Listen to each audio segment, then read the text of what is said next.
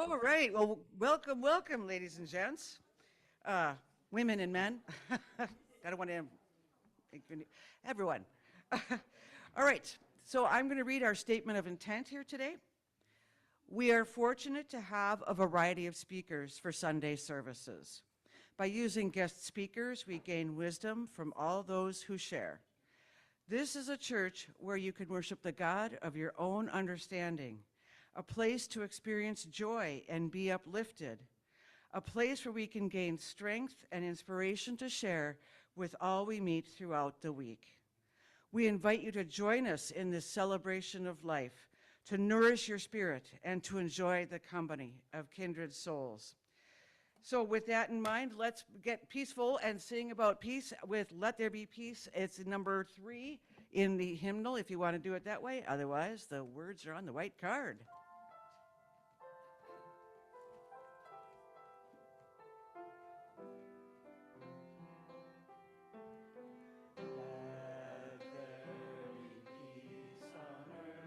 And let it begin with me.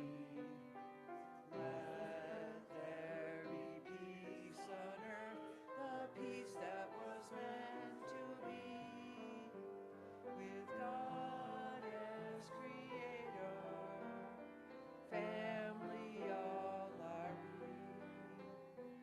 Let us walk with each other in perfect harmony. Let peace begin with me. Let this become home now.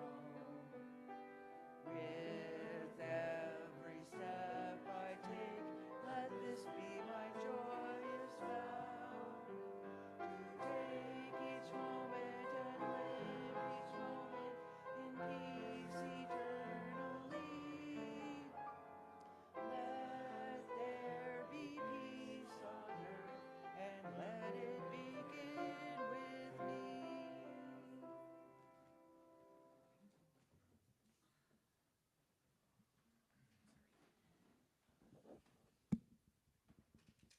So, I would like to invite all the spirits of every land and place, all the beings of forests, lakes, rivers, mountains, human hearts, grasslands, prairies, even mosquitoes, and the eagles, and the deer. I invite all the sentient beings to come with us. May we all bring our hearts and be together today. And may that which creates us create fullness and joy and understanding.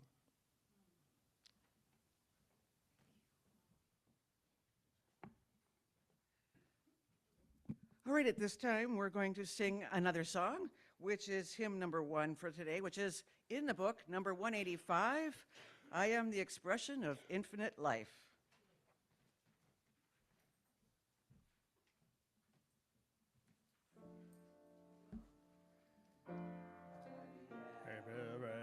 Viewing the ever unfolding expression of infinite life. I'm the ever renewing, the ever unfolding expression of infinite life. The expression of life, the expression of life, the expression of infinite life. I'm the ever renewing, the ever unfolding expression of infinite life. One more time. I am the ever renewing, the ever unfolding expression of infinite life. I'm the ever renewing, the ever unfolding expression of infinite life.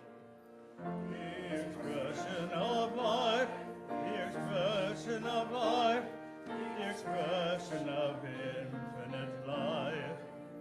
I'm the ever renewing, the ever unfolding expression of infinite life.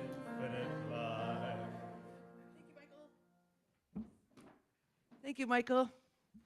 All right.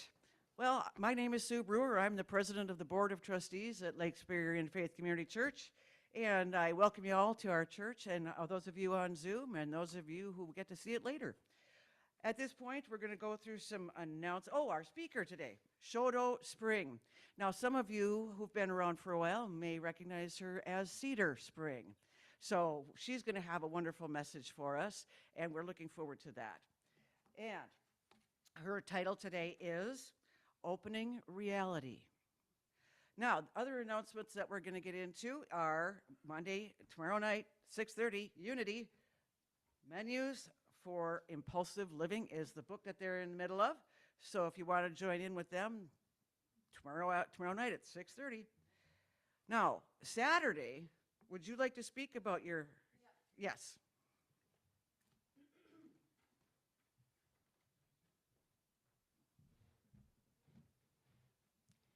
Good morning. I'm here to talk about the Sacred Grove, which we intend to have this Saturday here at our church. You know, we've had the flyer out, and I think everyone's had an opportunity to certainly review it. But we will have 3 different practitioners working here to support the people that are involved with this retreat. And we'll be starting out with Lisa doing somatic practices and really getting everyone that's participating into a wonderful container, and she's that particular person. I can't speak to that. And then we will have Teresa, who is a past life regressionist, and we will be doing, you know, group hypnosis regression, and we'll be going through this process. And then at the very end, I mean, we'll have an opportunity to journal and then go back into, you know, regression, and then journal again, and then come out of it with some more somatic exercises, and then ending the integration with myself doing the sound bath. All that being said, you know, we're looking at, I just want to be very frank, you know, we have one person at this point who has committed and talked to me and all that type of stuff. And I know that I've heard some people are interested, but I haven't been spoken to. So I am the holder of the who's coming, who's not. So I'm putting this out there. If anyone has a desire, a wish to be part of this, then please speak to us if you need some sort of partial scholarship, if resources for some reason are a restriction for you. You know, that you do want to participate, but maybe you're not able to fully engage with that price point. So I would just suggest you talking to me and just giving me a call, or, you know, we can speak about it. We met today, and for the energy of the group and for it to really be impactful as a collective and to really work through this as a group, we're looking for a minimum of 8 people, okay, at this point. And so I'm putting this out here. You know, we're holding it here. It's not just for the congregation. I mean, obviously, if I knew anyone else outside of the church, certainly any friends, anyone who was interested. So it's not just for people who attend here. So I just want to make sure everyone is aware of that. And we would really like to have it, but if for some reason it doesn't align this particular month, I mean, we are having another retreat at next month at another location at the Halcyon House, which is downtown on 11 West Michigan Street. If anyone hasn't heard of that place, it's a really great place where they have massage and acupuncture and craniosacral and yoga and sound healing. And just that being said, I want you guys to know, I'm just going to invite everybody here, but I was asked to do a sound bath, the community sound bath at Halcyon this coming Thursday at 8 o'clock. So I'm really, really excited to be able to be there as well, just to share that information. That is what I have. I really hope that some of you guys will talk with me today or sometime by this week, but Wednesday, 5 o'clock. Wednesday, 5 o'clock is going to be my deadline of knowing if we are going to be able to do this or not, okay, this month. So I'm really hoping to make this work, and thank you for this time. Thank you, Kimberly. All right, a couple more announcements. Pam. All of you know Pam, right? Pam Lasasso. She will be our speaker at the end of the month. But she's not only going to be our speaker, she's also going to be offering some workshops next month in October.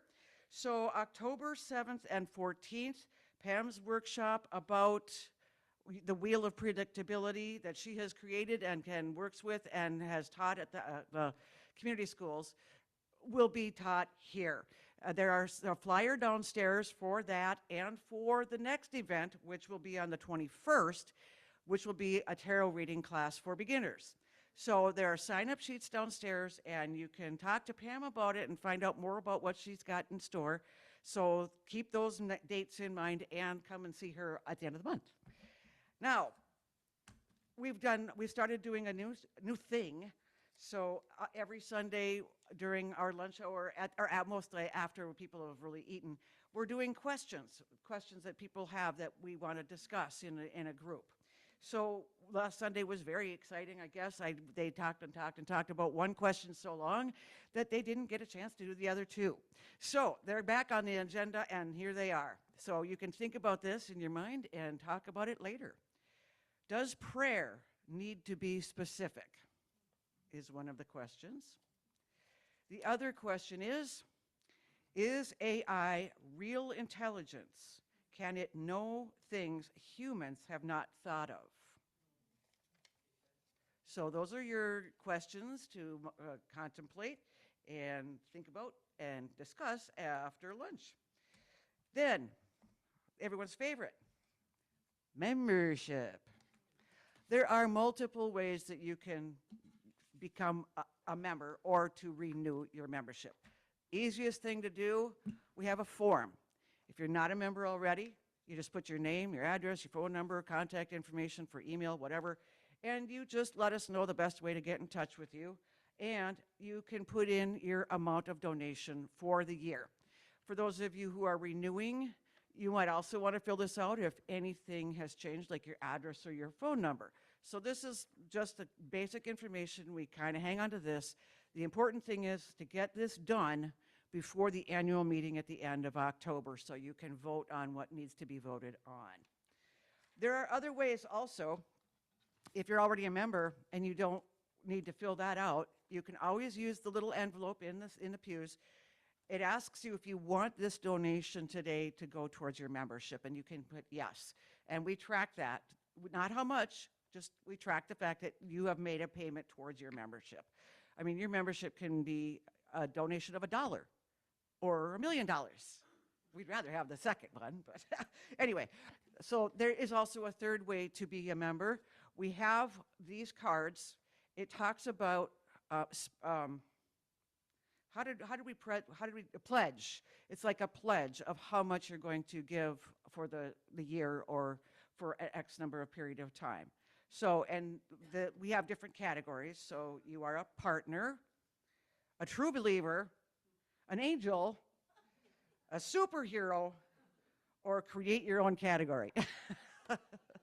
So you can always use this card to make sure you get your name and information on there and your email so that we can get back to you, have you on our list and all that. So that's all my spiel about membership today. All right. Now, anybody else have any other announcements before I? Yes, the chili cook-off.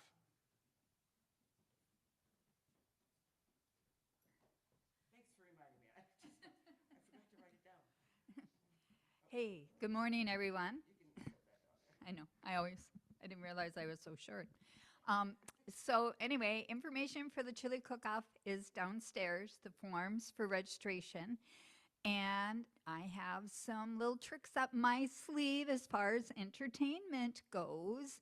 And I'll let you know within the next couple weeks for sure what we're looking at for entertainment for the fundraisers. So yeah, be attuned to that. And so it's $15 to come and have taste the chili, vote on the chili, and then you get your own bowl of chili with all the fixings. And then to enter your chili, it's a $10 non-refundable fee. So that's how that works. If you have any questions, just come to me and I could, Great, thanks. Oh, we do have one more. Oh, Carolyn.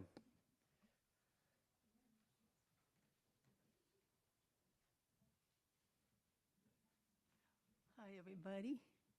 I want to say a few more words about membership because, for instance, this little card and this, they're both wonderful ways to be reminded that we're sustaining our church. And what we took the words, we started this about 2 years ago when I was president of a very strong board, and we were really working on renewing the church. And that was our task, our direction that had been voted on by our community here, that we weren't going to gray out and we weren't going to become a different kind of church to get more visibility and membership. We were going to be more of ourselves, more of our metaphysical spiritual community, and which we had been founded on and which we all chose by vote that that's what we would do. So we took the idea from public radio, and I suppose other places, for having sustaining memberships. And so that's really what this little blue card was modeled after. To be a sustainer was to give something every month and pledge in advance so that the church knew it had at least that much coming in every month. And so that is a powerful way to support us, and it can be arranged different ways to have your money automatically go. Or you can actually, pay every month, but stick with it. And so that is that piece of the membership, right? And Sue was very much a part of that. We did it together. It was a powerful board. And we had sustaining members, too. We had 3 people from the past join us as non-voting members so that we were a stronger board. And we really had 8 people in the room when we were thinking of things. And of course, it's an open board meeting, so people can come anyway. But that way we were usually had 8 people thinking out loud together. And all that time, we never thought of anything for being a member except that you get to vote, right? But this week, when somebody was asking me about membership, actually 2 people, I had 2 membership conversations, and I realized, well, I thought, oh wait, I thought of this one a couple weeks ago. We are a member to be able to support our church energetically as a complete stand up together spiritual community, even if you're a member of 3 other churches and 2 other bowling groups. You can be a member of our church by just standing with your energy, by being a member, even if it's $5 when you do it, and it's only once a year. You're standing with us. We have an email list of over 100 people. What if half of those people were standing with us, even if they never came in the room, but they got our newsletter, and they might like a workshop, or they might like a fundraising dinner. But then this week I thought of a third one. And it is so that we have people, members, to be board members. Right now we need 2 board members. And our turnaround date is the end of October, last Sunday in October, annual meeting every year. And the year that I started as president, we were still, Carol's presidency had gotten us through the return from COVID, and we had just voted to renew. And we really knew that we needed to go forward. And so we only had 3 people volunteering to be on the board. We needed 5. We didn't get the 4th person for the board until November, mid-November. It was Barbara. And she's visiting us here today from the island, from Madeline.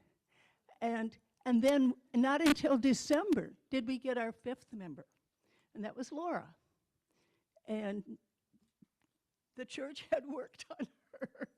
She'd been a member forever, but she had never been on the board, and she realized she felt called to be a supporter. And we had encouraged ourselves to not be scared, not pressure people.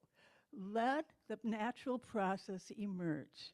And we had 2 people standing in so that we could have, see you, Carolyn, I'm going on a while, but but this is a maybe one of the most important things we do every year is what I think.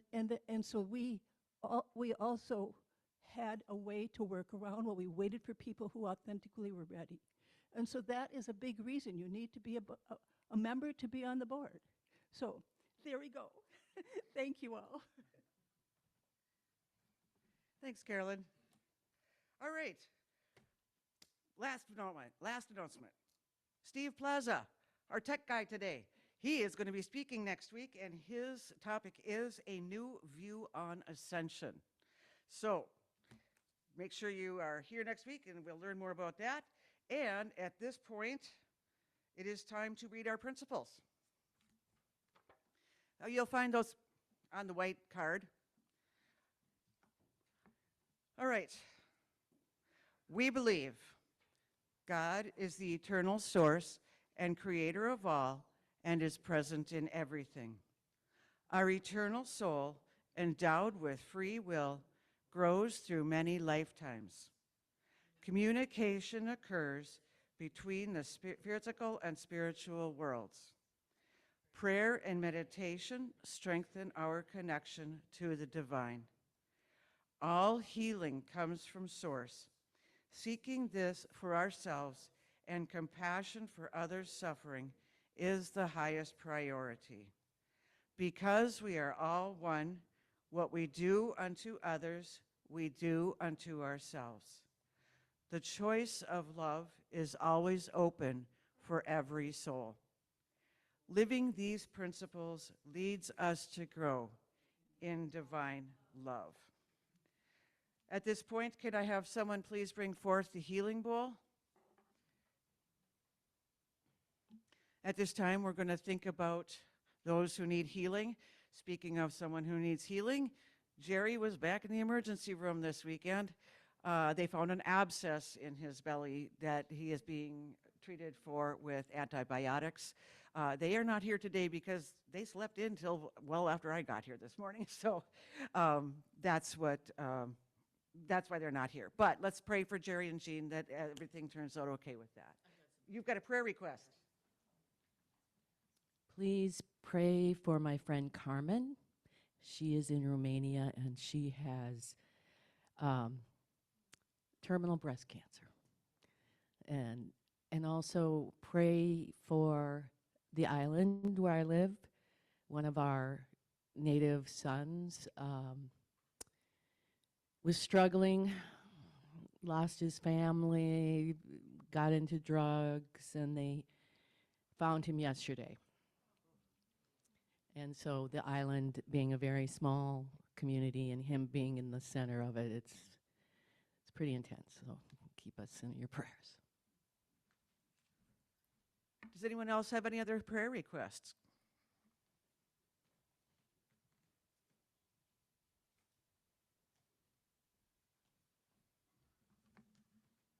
Wow, I'm short. I would like to pray for one of my best friends. She has been dealing with suicidal thoughts for the past few months, and I just want her prayers that she's able to move forth from her place. And I love her so much. She's such a light to the world. And I just want prayers that she can get better.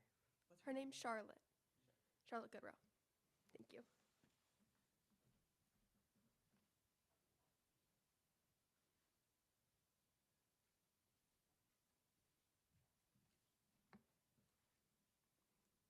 Our friend Harriet is still quite ill. Let's pray for Harriet. Thank you.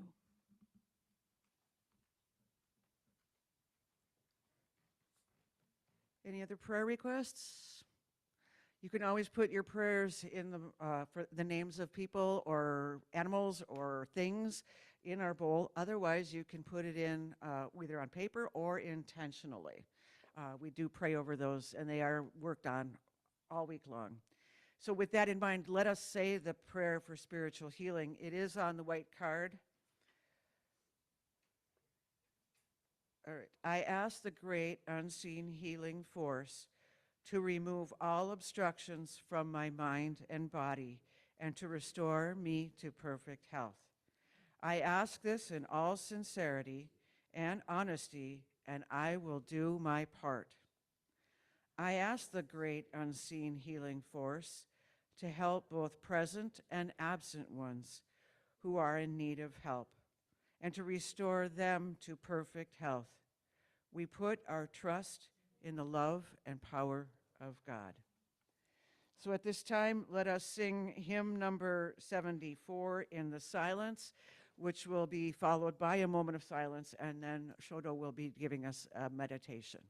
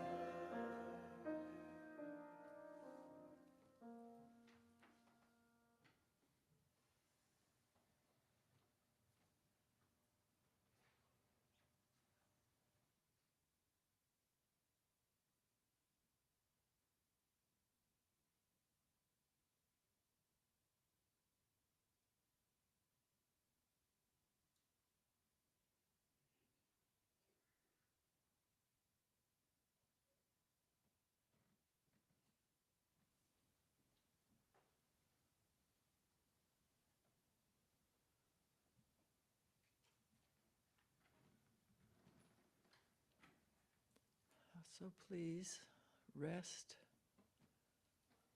Rest your body. Sit upright. If it's comfortable, let your feet be flat on the floor. And as you inhale, breathe in the sunlight, the beautiful fresh air of this place. And as you exhale, let go of stress, fear, anger. And as you inhale again, breathe in the love and compassion from all the people around you, including the not human people. Feel how they give you life. And as you breathe out, send your own love and your own healing out to everyone around you. The ones close in this room, the ones close in your family and in your heart, and the ones further away.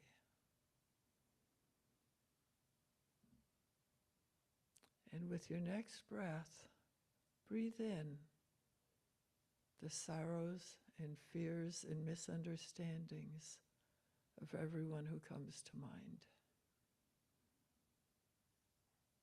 Let yourself open and embrace those who are confused or misguided, those who harm others. Take into your heart all those people who are preaching hate and violence. And let your heart enfold them. Let it feel their brokenness and let it heal them. And while you're healing them, heal your own brokenness. Heal the places where it just doesn't work sometimes. And as you exhale, send that love outward to everyone, including every being. And with the next breath in,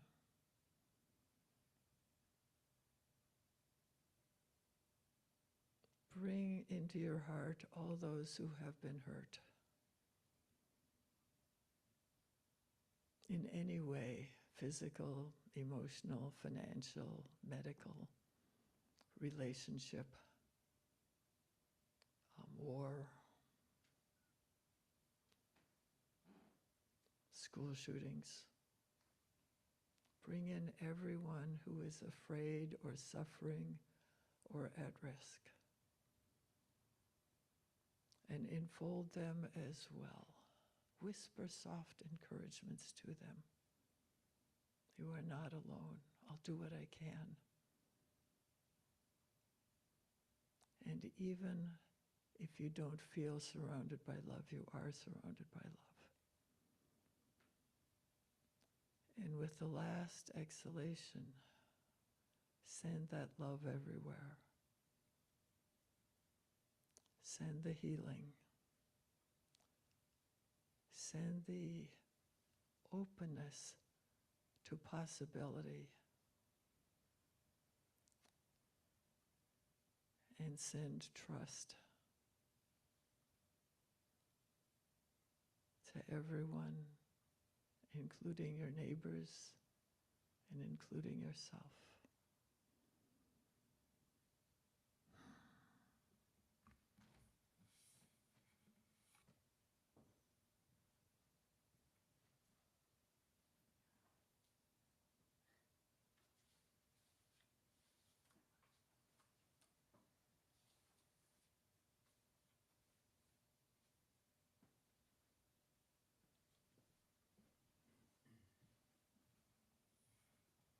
So, I promised to read sacred texts, and I chose 4 short things.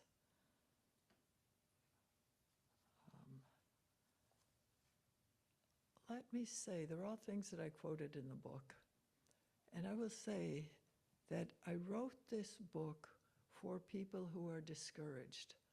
I don't know if those people are here, but that's how it began. So here we go.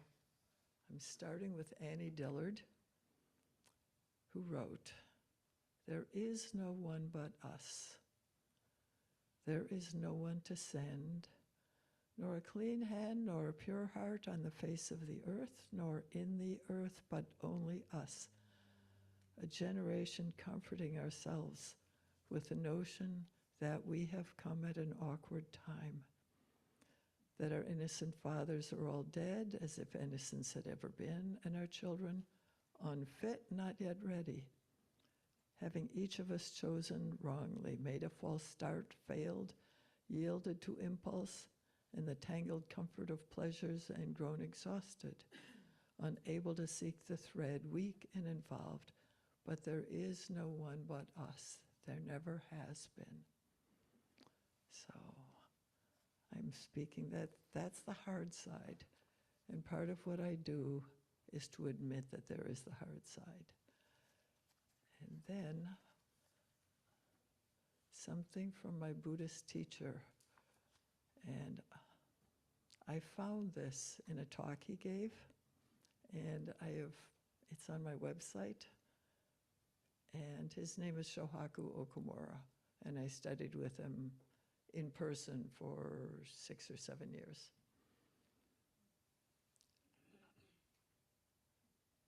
He's not as discouraged as Annie Dillard. "Our lives are patterns of the fabric produced by the loom of time and space. When we see the individual things, each one is impermanent, constantly changing, without any fixed independent entity." This is core Buddhist teaching, impermanence. But this work of weaving continues. Our life is a result and a gift from people and things from the past. What we do now influences later generations, whether positively or negatively. The loom is weaving the ancient brocade of eternity, while the spring is new, fresh, and different each year. The spring of the entire heaven and earth is manifested within a tiny plum blossom in the cold air. The tiny blossom actualizes the spring of the entire heaven and earth. All individual things are working together as a whole without anything being excluded.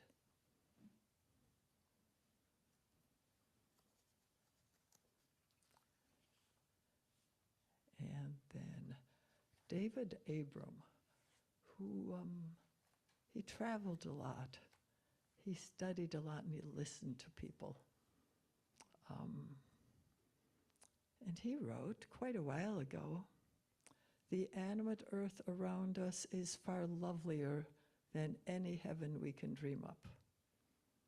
But if we wish to awaken to its richness, we'll need to give up our detached spectator perspective and the illusion of control that it gives us.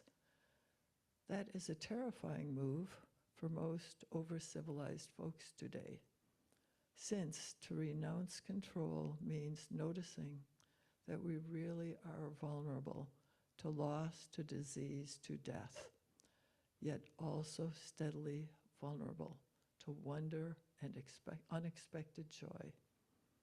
For all its mind-shattering beauty, this earth is hardly safe. It is filled with uncertainties and shadows, with beings that can eat us and ultimately will. I suppose that's why contemporary civilization seems so terrified to drop the pretense of the view from outside, the God trick, the odd belief that we can master and manage the earth. But we can't master it. We never have, never will. What we can do is to participate more deeply, respectfully, and creatively in the manifold life of this breathing mystery we're part of. So, since I feel like I know you, and I felt it again as I listened to the announcements and people speaking, oh yeah. And I had trouble writing what I was going to say, so I'm just going to go from there, from those three quotes, and say what I think might be interesting or might be new to you. The nobody but us is very simple. It's like, are we waiting for somebody outside of us to take care of the problems of the earth? I'm going to assume that people have noticed there's some difficulties. Okay, just checking. Or are we going to engage? And you know, each of us has a different excuse not to engage. And so there she is saying, it doesn't matter what your excuse is. She doesn't say what you should do. She just says, it's on us. So I was, let's see, it's about 20 years ago that I became aware of climate change. And this started to be a book about climate change. And then as things kept happening, it got a little wider. But my proposal is that reality is not fixed, it's not hopeless, nor is it guaranteed. I do know people who are expecting the aliens to come and save us. The person of that group that I knew personally did not think it meant we should sit around and do nothing, thankfully. I don't have any friends who think we should do nothing, as far as I know. And then I said, meeting the polycrisis together with all beings. And this is the place where I disagree with Annie Dillard. We are not alone. We are really, truly not alone. And it's not just other humans that are with us. If you look over the past decades, you see that the ocean has been absorbing global warming. At a cost, it's almost run out of its ability to do it. But our experience, our human experience in this world has been saved by the oceans of the world.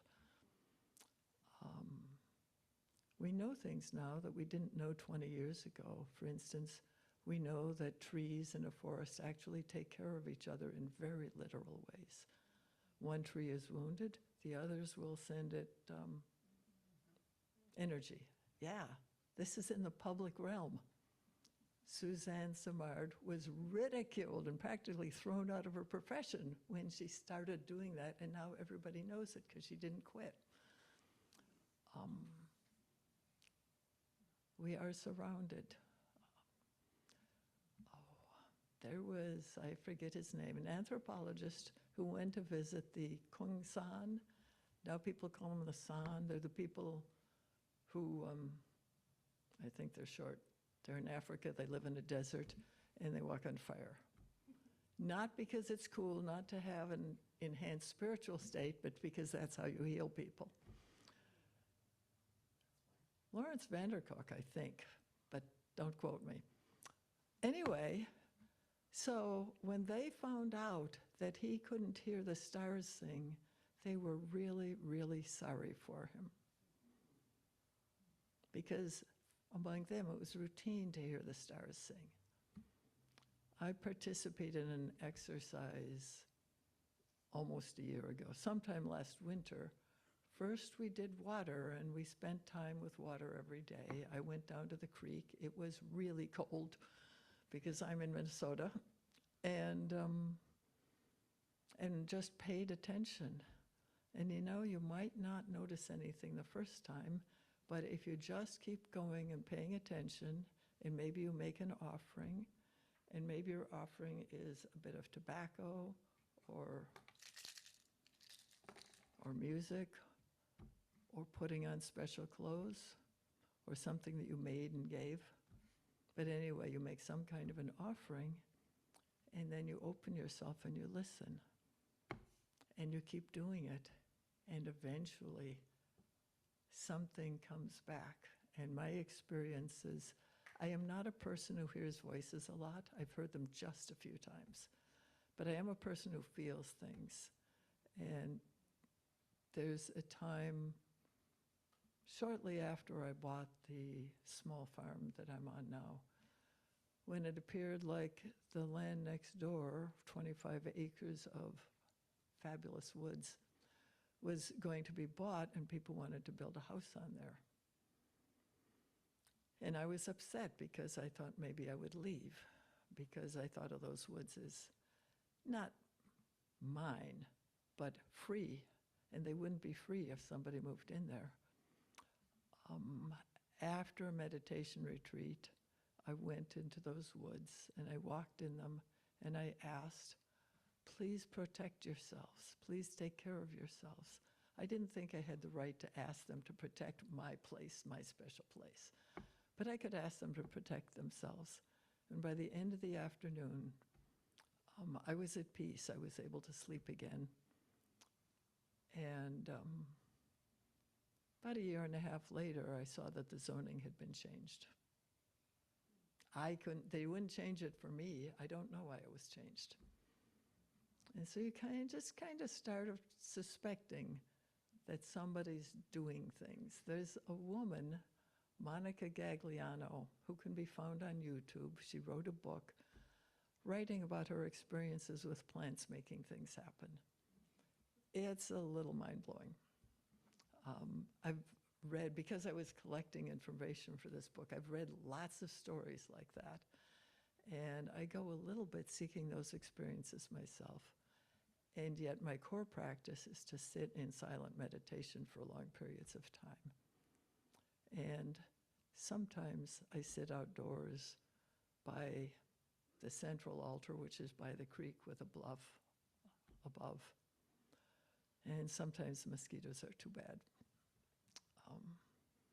And sometimes I put on absolutely all my warmest stuff and go out there and sit in the snow. But I mean, there are all kinds of practices. But the connection that we have lost and are losing with the natural world is showing itself as our children are addicted to their phones. If we aren't, I notice that electronics is addicting.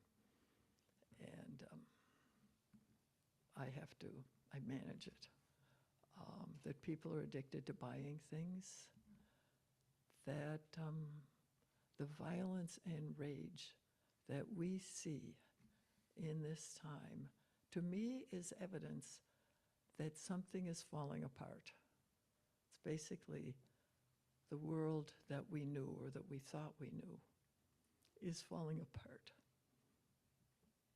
And that can feel many ways. It's like, I like hot showers, and I like that I could get in my car and drive up here. And I like that I could drive a little further and go take a walk by the lake, because it's a long walk to just walk to Brighton Beach. Anyway, so there's this thing, and then there's the chrysalis, which is probably familiar. When a caterpillar is dying, well, it makes a shell around itself, and it totally disintegrates right down to the cellular level, and something completely new is born, which is called a butterfly. And I think that we're in that process of disintegrating, and a lot of people are dying, and I would rather not be one of them. Although, oh dear. I mean, eventually, I know I will, but, I'm not in a hurry. Yeah. And then I just remembered, I spend too much time on Facebook, and somebody posted, there was a photo, and it was a girl. I don't know if she was 6 or 8 or maybe 10, and she was lying down, and she's asking her mother, am I going to die soon? And she says, I hope so. Will there be food in heaven? So I let things like that into my life. We're living in a time of cruelty that you can't imagine, and our tax dollars are supporting it. And of course, if you know anybody who's been picked up by ICE, they have stories too. And I know somebody whose parents went back to Mexico so they wouldn't be picked up by ICE. They were here for decades, totally legal. And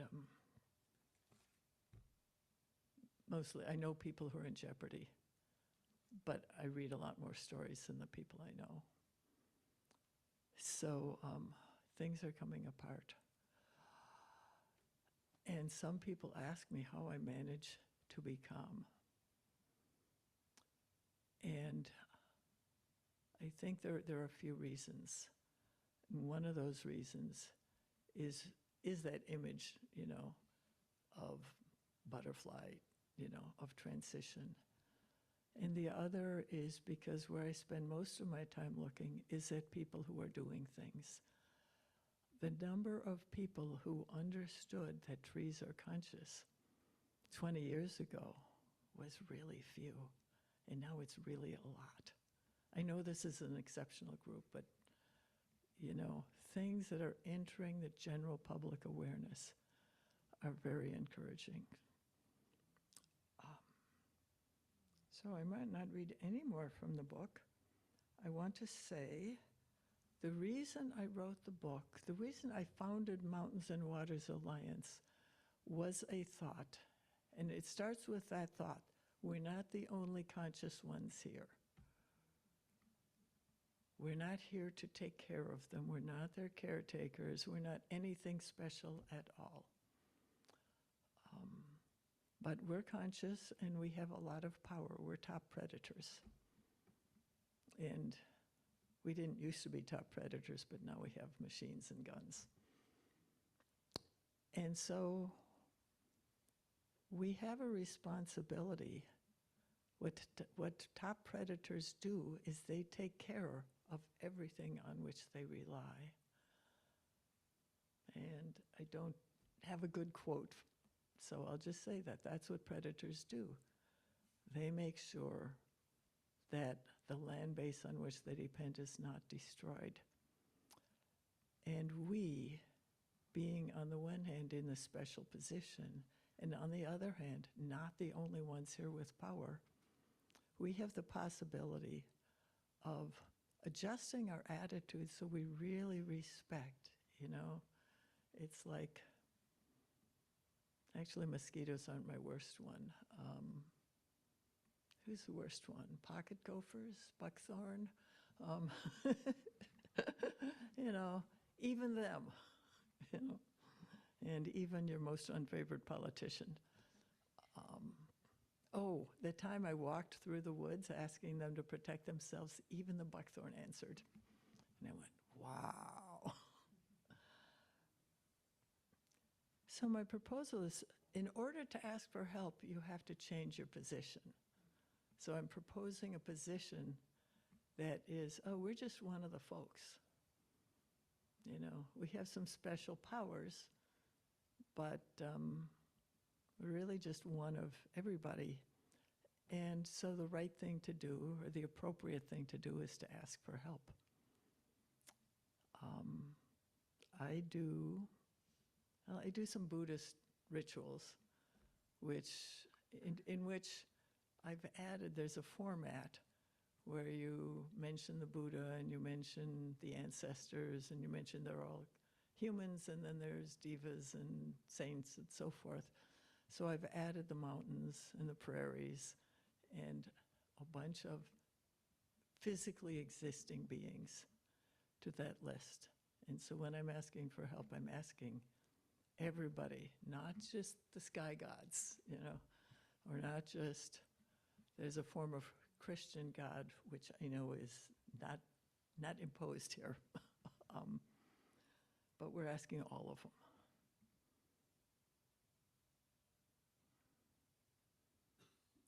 So, let's see, what did I want to say? Oh, a couple of tidbits.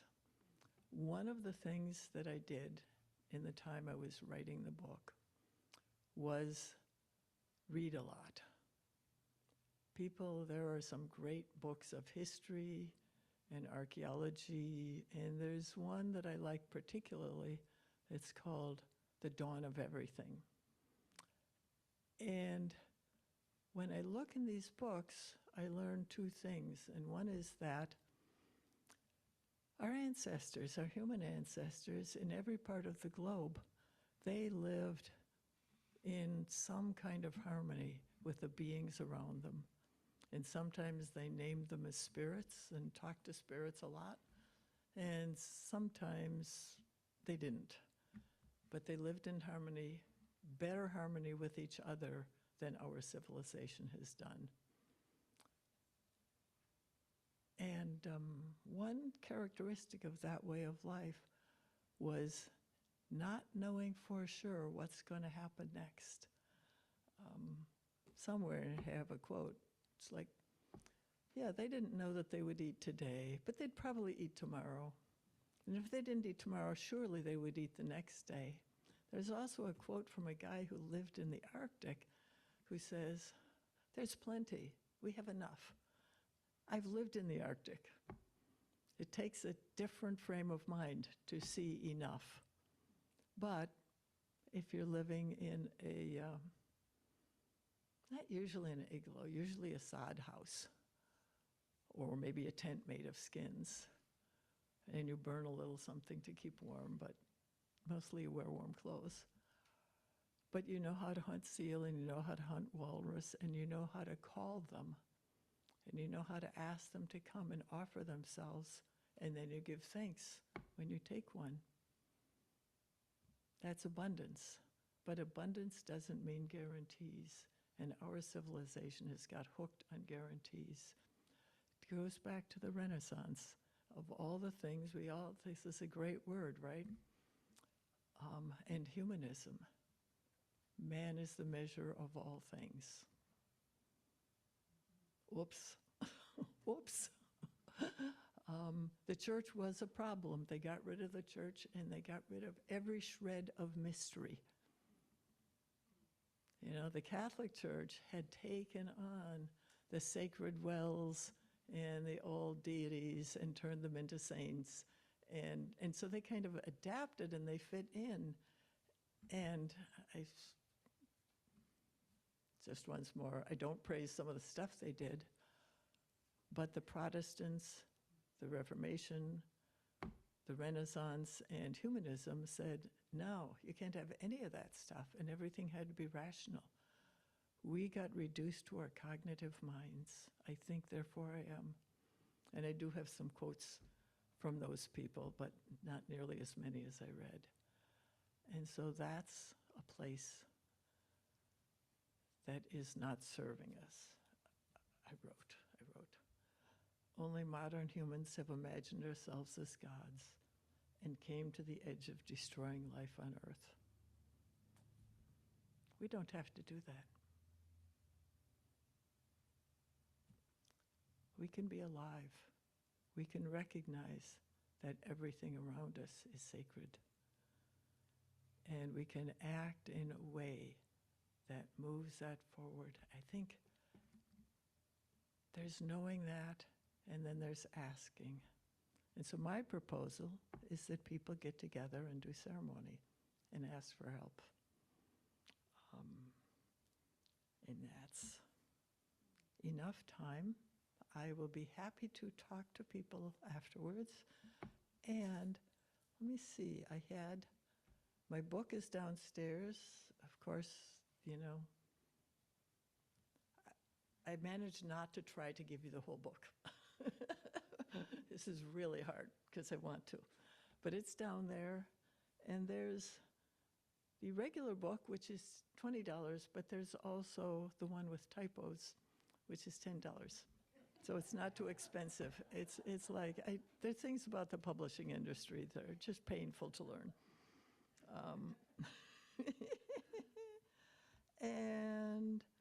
And this evening, there's a potluck, and I hear that I'm the speaker. I don't know how much of a speaker there will be. I'm hoping for conversation. But that's at 6 o'clock tonight at the Dorothy Day House, which I hear, I actually checked. If you don't know where it is, your GPS will tell you. So, what's the name again? Dorothy Day House. It's part of Loaves and Fishes. But I just titled Dorothy Day House in there. And then I had to do Duluth. Yeah. Oh, you were stretching? Okay. All right. So, thank you for listening. And I hope to talk to you some more.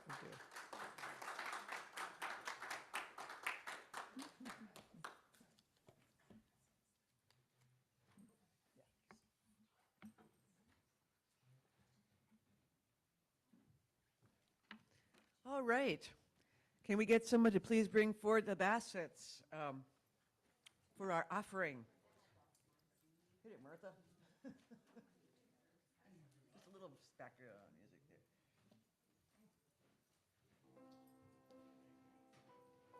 Did you want to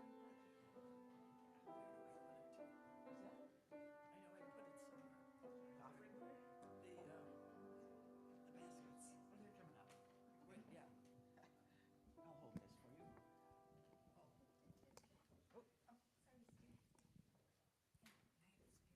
Oh, you do? Okay. What's happening? We'll do this first. Okay. Go ahead. Yeah, we'll take those for you. So may these gifts from the heart, everyone offering what they can, may they spread blessings, abundance, peace, and kindness throughout the world. Amen. And you want this? Hello, good morning. So I have greetings today for everyone as a group from, actually from the Mighty Oak. And so, the Mighty Oak.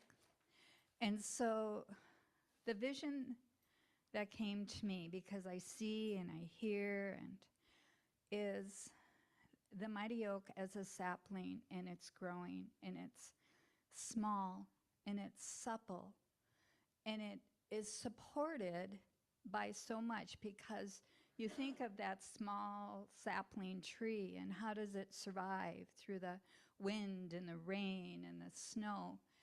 And so the mighty oak draws upon all that is around it to build its core. That the core of this mighty oak is everything in its environment. It draws from the rain, and it draws from the sun, and it draws from the storms.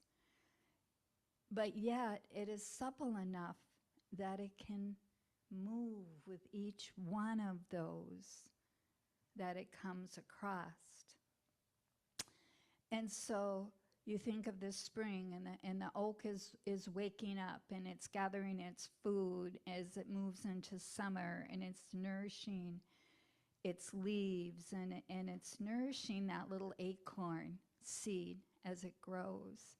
And then comes the beautiful fall, where the mighty oak shines in its glory, because it has survived and it has nourished this whole time. And it is ready to give back what it has received. So every time one of those little acorns fall, it's a gift down to the earth of all that it has gone through those seasons. And so the oak says, think of yourself as that mighty oak. Are you able to be supple and to blow in the wind? And those acorns that fall from you are your life's gifts. They're the pain that you've suffered. They're the glory, right? They're everything you have suffered in those seasons, but at the same time, they are also the joy that you have received during those seasons. And think of those acorns falling from you. Sometimes they fall as tears. Sometimes they fall as joy. And sometimes they just fall because we don't need them anymore. And they go back down, and then they nourish you again. And the seasons happen again and again. So the oak is saying, the mighty oak is saying, think of yourself as that strong tree. If those branches fall away, that's okay. You don't need those branches anymore. But new branches will grow. They always do. So that is from the mighty oak. Thank you.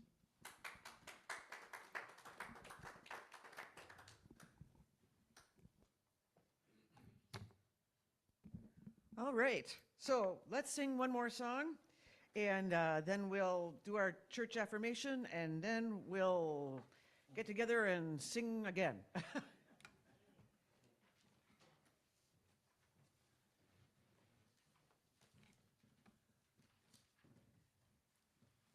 one is it? Number 153, count your blessings. 153.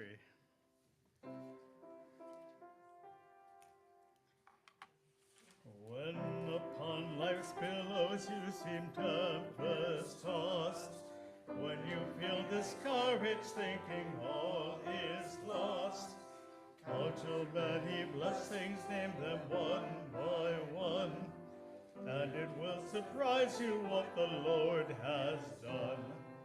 Count your blessings, name them one by one. Count your blessings, see what God has done. Count your blessings, name them one by one. Count your many blessings, see what God has done. When your life seems empty, it is so untrue. There's a mighty presence making all things new. Miracles take place wherever you may be, proving that God's love is with you constantly. Count your blessings, name them one by one. Count your blessings, see what God has done. Count your blessings, name them one by one. Count your many blessings, see what God has done. All right, thanks, Michael. Thanks again, Michael. All right, folks, the church affirmation on the white card. We totally accept the belief that God is in charge of the affairs and direction of Lake Superior Interfaith Community Church. As our thoughts of trust and joyful anticipation join in harmony with the thoughts of all members of this fellowship, we attract the right ministerial leadership and people to our spiritual community, and we are grateful. Shodo is going to give us an benediction, and while she's doing that, let's gather up in our circle to sing.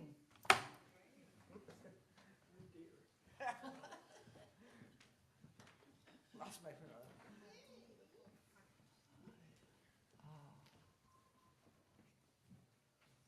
Benediction. Ah, I love blessings.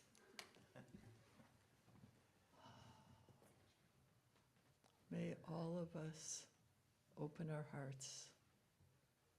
May we be new every moment. May we rejoice in what can be rejoiced in. And may we have compassion and spill out the love and light. Share the joy, the refreshing water, the warmth of the sun and the cool of the snow and the colors of the fall. May we know all of those, and may we share them freely and see them in the people that we meet, all of them. Amen. Okay. There we go. That works.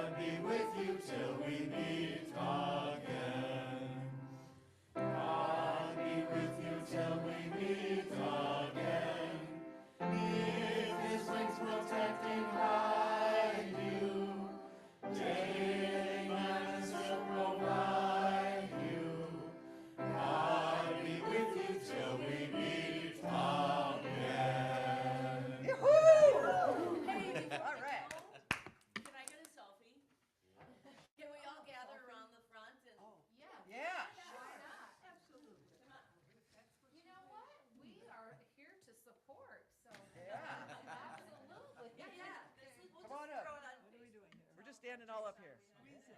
All right. Squeeze in, squeeze in. We got some good places for people, short people to stand. Oh, I'm way too tall. Come on, y'all. Squeeze in, squeeze in.